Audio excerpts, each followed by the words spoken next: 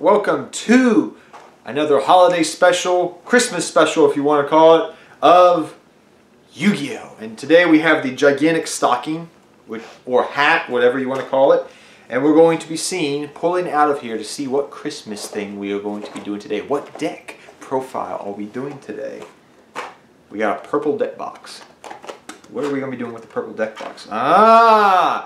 Well, who has a purple cloak or armor? Yeah!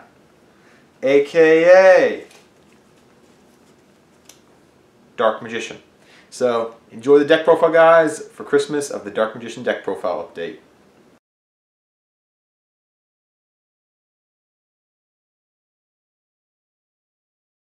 Alright guys, we are now going to get down to doing a deck profile of my Dark Magician deck for the holiday season.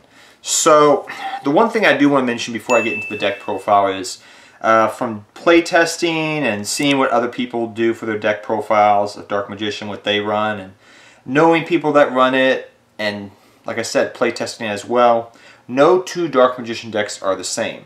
Everybody runs different tech cards, different things that they run in the deck, different versions, different cards altogether. So I'll say this again, if your Dark Magician deck is different than mine, that is fine. No two Dark Magician decks are the same. I've noticed this for years now. There is a standard variation, similar to the way one I play, but people always run different ratios of cards, different cards maybe, different tech cards all together. So no two Dark Magician decks are the same, and I'll say that again for the third time. But now, let us get into the deck profile of the deck. So first off, we run our 3 Dark Magician in the deck. So I love the original artworks. These ones belong to my brother. I have his 3rd one in my binder. But ever since we got the Arcanic Dark Magician artwork, I always love running this as a 1-up in the deck because I just love that artwork. It looks so beautiful. Ever since we got it about 3 years ago, I think it is now. 3 or 4 years ago. It's been a while now. But I love running these artworks in the deck. And you want to run 3 Dark Magician in the deck because you want to be able to get your navigation play off in the deck. And as I've told to everyone that's ever played Dark Magician, Circle is a good card, but Navigation is your backbone of the deck. If you do not get your navigations off, you will lose. I've negated 1 navigation with Ashes before, with Ash, and the opponent just like, I can't do anything. But if navigation goes through, you're on a roll. You're good. So navigation is essential to the deck, and that's why you run your 3 Dark Magicians as well, to help make a navigation more live. But that's beside the point. We're talking about some tech cards that we run because of navigation taking that stance that it is your backbone play of the deck, and also the fact that it is essential that that card goes off. So next we run 2 Magicians of Dark Illusion. This card's really, really useful in the deck. Now, some people love running Skill Drain in the deck, and I understand why, but I'm not the biggest proponent of Skill Drain in this deck because while Skill Drain is useful and it hurts a good amount of decks out there, you rely a lot upon your effects in this deck, be it Dark Magician of Illusion, be it Apprentice Illusion Magician, be it Magician's Rod, be it Keeper of Dragon Magic. Like, every effect in this deck is essential to go off on your combo plays. And the fact that the best you're going to do, yes, you're shutting your opponent down. Yes, you're doing all these things. But you're also really hurting your deck as well. It's not like True Draco where I can just tribute it off and I can go on my way with Skill Drain when I don't need it anymore. And Skill Drain, it's not a deck that I don't care about my effects. Like Blue Eyes White Dragon, that's fine. You can do that. And the fact that your biggest beater that you're going to have in the deck is a 25 beater, which people can easily get over by just going into a simple Exceed monster or something out there and just be like, okay, I beat over your 25 beater and you still have Skill Drain on the field. And now you have to make a counter play and you've shut down all your effect monsters. The reason why I love Skill Drain and Blue Eyes is because 3,000 attack is harder to get over than a 2,500 beater. So I really am not a proponent of Skill Drain in the deck. If you want to run it, be my guest. But it shuts off a lot of cards in your deck if you start thinking about it. And from playtesting, I just found it it was hurting me more than my opponent a lot of times. But next we run Magician of Dark Illusion. We run this as a 2 of. This helps trigger off your Dark Magical Circle. Reborn Dark Magician from Graveyard. You get to special summon it if you activate a trap. Helps you go for your rank 7 Exceed plays. So you can go into Galaxy Tomahawk, Big Eye. It's treated as Dark Magician on the field, which is nice and important for going for different fusion plays in some instances. So you definitely run this as a 2 of. 3 of, not so much anymore. I think we're past that point with this deck in its history, but a very essential card in the deck. Next we run 3 Apprentice Illusion Magician. Staple in the deck. It's a searcher, it's a colute, has multiple uses. If you're not going to be going off with navigation for your Dark Magician of Illusion to go for a level 7 play, then you're usually going to search out Apprentice Illusion Magician. Especially in those instances where you have double navigation in hand, you go for Apprentice Illusion Magician all the time, every time. So definitely a staple of 3 of. Very, very useful card. Love it in the deck for its abilities. It's a multi-purposeful tool, and it is a beautiful card to look at. She's a beautiful card as well. Next we run 3 Magician's Rod. It's your Stratos, aka your searcher of the deck. It searches out so many different things. Your Magician's Circle and your Magician's Navigation are going to be the 2 main cards that you will mostly search out, depending upon your hand and setup with this card. One of these 2 cards. But you also can search out, depending upon the situation, Dark Magic Attack sometimes, Dark Magical Inheritance sometimes, and Illusion Magic sometimes. So you do have other targets in the deck to search out with this card. But your main 2 targets will always be Dark Magical Circle and Magician's Navigation. Next up we run a new card that recently came out of the Megatins for 2018. And it's a card that I was talking with a couple of friends when this card came out, and they were like, yeah, this card's really good in the deck. And I was like, really? And I started playing around with it and started to see other people using it, and I actually love it in this version of the deck. Now, to go for your fusion plays, we used to use Eye of Timaeus forever. Eye of Timaeus was not searchable, and that sucked. However, this card has multiple uses I've found from playing it, and that's why I really like it. Now, Eye of Timaeus does have the benefit that it's with a Dark Magician card on field, be it regular Dark Magician or Magician of Dark Illusion. With Eye of Timaeus, it's a 2-card combo for going for a fusion. That's a benefit. It also allows you, Eye of Timaeus, to go for Dark Paladin, which is a benefit in some ways. This card can't go for Dark Paladin, but it can go for a lot of other things. So what this card does, I'm going to read you the effect and talk about its applications here. So, Keeper of Dragon Magic states, if this card is normal or special summoned, you can discard 1 card, add 1 polymerization normal spell card or fusion normal spell card from your deck to your hand. You can reveal 1 fusion monster in your extra deck. Special summon 1 of the fusion materials whose name is specifically listed on that monster from your graveyard, and face down defense position. You can only use the effect a Keeper of Dragon Magic once per turn. You can't special summon monsters from the extra deck, except fusion monsters, the turn you activate either of these cards' effect. Face down defense position, yes. Face down defense position. So this card helps you go for your fusion plays in the deck and Reborn Dark Magician, which is nice. I do wish it said face up, because I think in that aspect what it would do is help you trigger Magician's Circle, but being able to go face down, you can still go for your fusion play using this card. So it helps bring out Dark Magician from Graveyard and helps you go for your fusion play. So it searches, it's an easier way to go for fusions. You got your yin and your yang a little bit with both, like do you want to Eye of Timaeus that's not searchable, or you run this card. Also the fact that this card can be reused if you just have 1 in Graveyard, because you could be like, oh, I have Monster Reborn, I'm going to go for another fusion play. That's great. And the cards you're usually going to reveal to get the special summon off is going to be either your Dark Magician of Dragon Knight or your Amulet Dragon. It's going to be one of these 2, because they have Dark Magician listed on the name, aka this is a dragon, so that's why it works with the fusion play with these 2 guys here. So yes, you can run different ratios if you want to run this card at all, but like I said, there's pros and cons to Eye of Timaeus and this card. It's not all butterflies. Next up, we got one spellbook of Knowledge Prophecy. He's your searcher. You're going to search out your spellbook engine with him, which is your draw engine of the deck, which is going to be your knowledge and your secrets. That's what you're going to search out with this guy. And you're going to pitch cards, discard cards to get your searches off. So this is your deck thinning for your deck. Now, one thing I want to mention is the deck is very reliant upon its normal summon. So if your normal summons go off, you'll be very good. Because these are all your normal summonable monsters that you have in the deck. If your Magician Rod gets negated, that sucks. If your Spellbook of Prophecy gets negated, that sucks. If Keeper of Dragon Magic gets negated, that sucks. Your deck is very reliant upon your normal summon for your plays for that turn, that you normal summon these monsters. So you want to make sure that they do go through. Otherwise, you may find yourself being OTK'd up the creek without a paddle. You get the deal.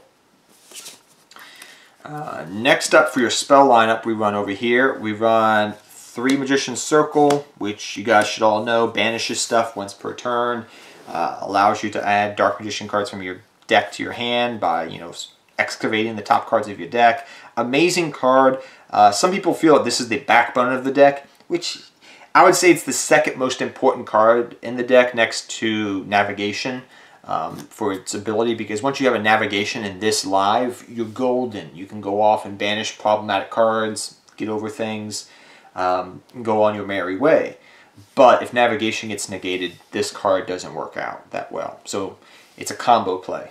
So yeah. But 3 Magician Circle is definitely a staple in the deck. Next, I'll run 3 Call by the Grave. Now, you could run 3 Ash Blossoms, Drill and Lockbird, Ghost Ogre, whatever you want to.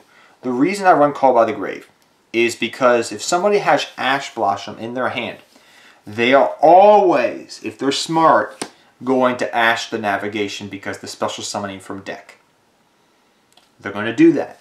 And you're going to be sitting there after they ash you saying, dang, I really wish I had Call by the Grave right now. You get where I'm going with this. There are so many targets for Ash in this deck, which is a common hand trap nowadays, that you really want to have that Call by the Grave to just say, no, good sir, that Ash will not stop me, and I'm going to go off my play. Like I've been saying this entire deck profile, Navigation is the backbone of the deck.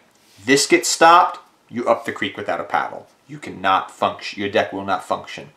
So you want to have the 3 Call by the Grave to protect your Navigation, protect your Rod, protect your searching, protect your normal summonable searching effects to continue on with your plays. Because usually they're going to at least have 1 hand trap in their hand if they're playing a competitive deck, and Call by the Grave can stop that hand trap. So, in that aspect, that's why I run 3 Call by the Grave instead of 3 Ash Blossoms and whatnot. If you feel that your opponent is running like an FTK version of a deck and not running hand traps, feel free to take these out and just put them in your side deck and side-in cards that help against that deck. So, that's why I run Call by the Grave. I just wanted to mention that to you because I feel like this is more essential than Ash, because you want to protect your effects from you want to protect your effects and make sure they go off, and your deck functions the way it's supposed to function.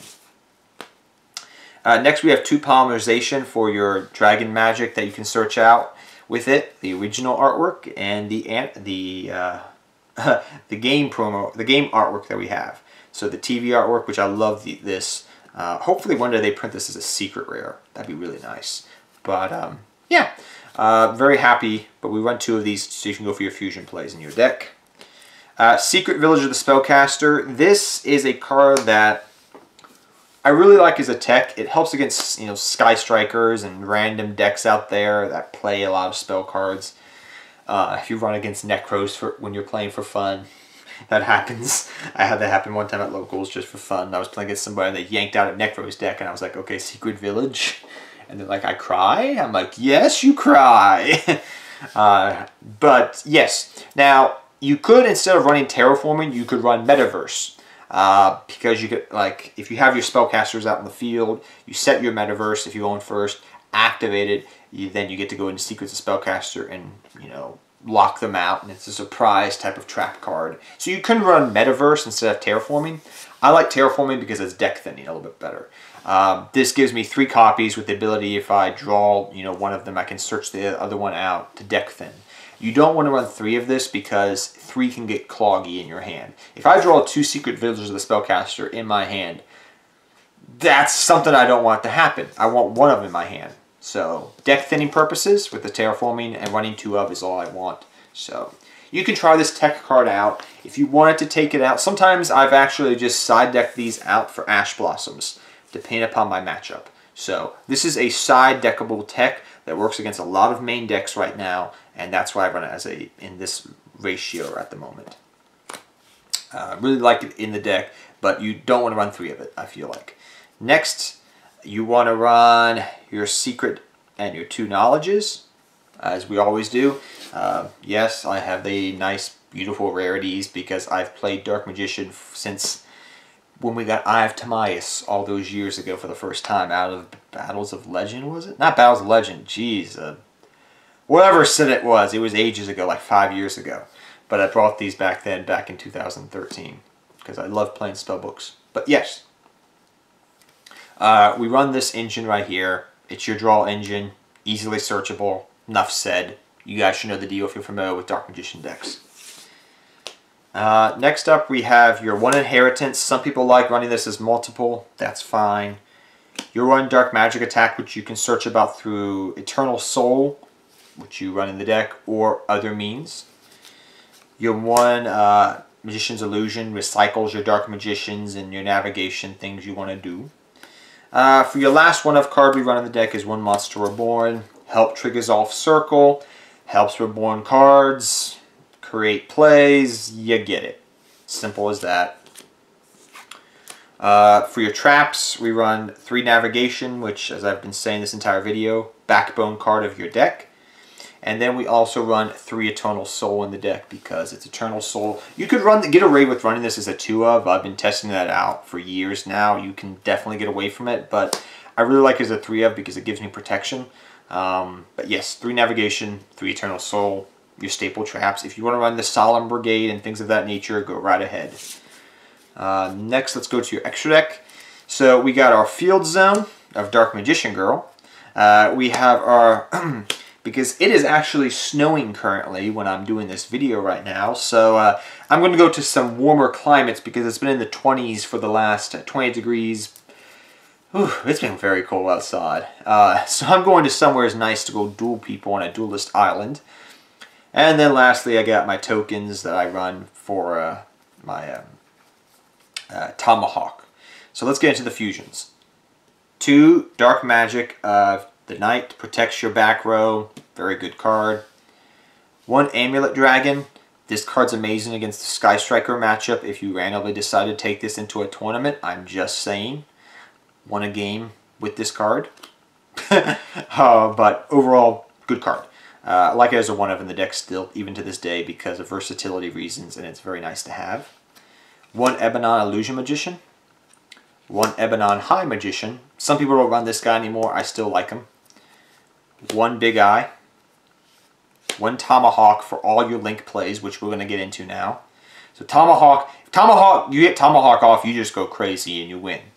So we got Link Karibo for your Tomahawk, please. Link Spider, Proxy Dragon, Quirpulse Genius, which people ask, why do you run this? The tokens from Tomahawk are machines. Quirpulse Genius for that reason. Nightmare Phoenix for popping back row. Nightmare Unicorn for doing things. Your Boar Sword and your Boar Load, depending upon the setup. And then I run my waifu tokens just because sometimes you go for a whole bunch of tokens with Tomahawk and you just need extra ones. So, waifu tokens, I call them. Yes, I'm weird. Live with it. Embrace it. But yes, that is the deck profile in a nutshell, guys. I hope you all enjoyed this. I know I go into depth a little bit about Dark Magician. I mean, I love Blue Eyes, don't get me wrong. But I do love Dark Magician just as much, too, sometimes. But hope you all enjoyed this deck profile.